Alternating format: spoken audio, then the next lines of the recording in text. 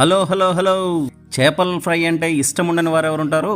వాళ్ళందరికీ సింపుల్గా ఈజీగా ఫిష్ షాలో ఫ్రై ఎలా చేయాలో ఒక లుక్ వేద్దామా? ముందు ఒక బౌల్లో ఉప్పు, కారం, పసుపు, అల్లం వెల్లుల్లి పేస్ట్, గరం మసాలా, ఆయిల్ మరియు ఒక హాఫ్ లెమన్ తీసుకొని ముద్దగా చేసుకొని